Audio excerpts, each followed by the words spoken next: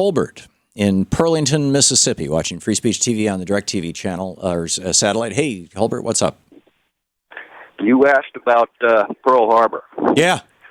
There are twice in the 1930s the U.S. Navy war-gamed successful air attacks on Pearl Harbor. Really? By Japan? Yeah. Huh. No, our own Navy dividing up into two forces, and one being the attacking force and attacking Pearl Harbor. And both attacks on Pearl Harbor, simulated attacks in war games, were successful. Right.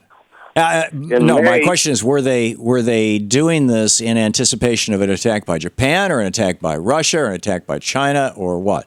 I don't know that. Oh, okay. I just know that, the Navy has war games, and sure. They game it out. Well, in May of 1940, Roosevelt consolidated the 7th Fleet from various bases on the West Coast to Pearl Harbor.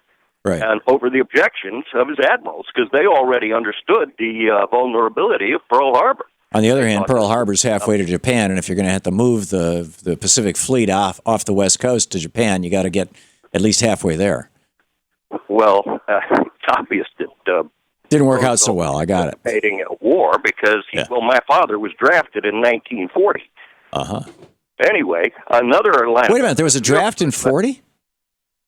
Yeah, my father was drafted in 1940. Didn't Pearl Harbor happen in December of 41?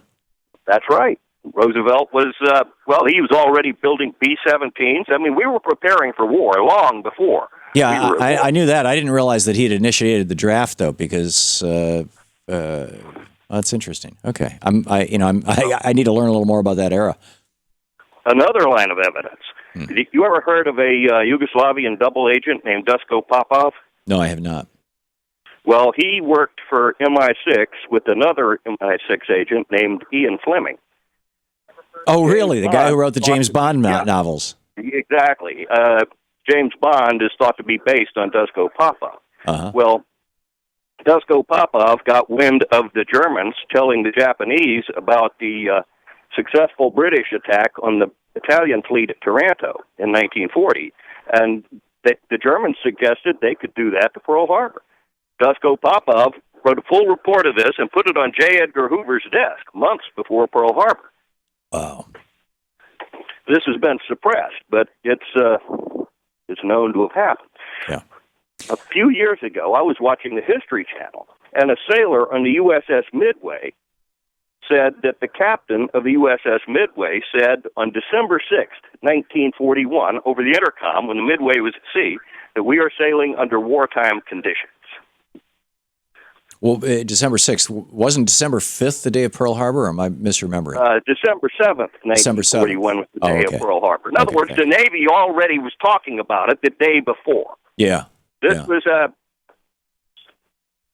something that sailor on the Midway said. Well, it's obvious to me that they knew that it was going to happen. Right. Roosevelt knew, and he wanted us to be in that war. Well, that was my father's assertion, that the Republicans, and in fact, Rex Stout published a book called The Illustrious Dunderheads, which is all these quotes from the floor of the House and Senate, mostly by Republicans, saying, we don't want to get into this war, we can do business with this man, Hitler, this kind of thing.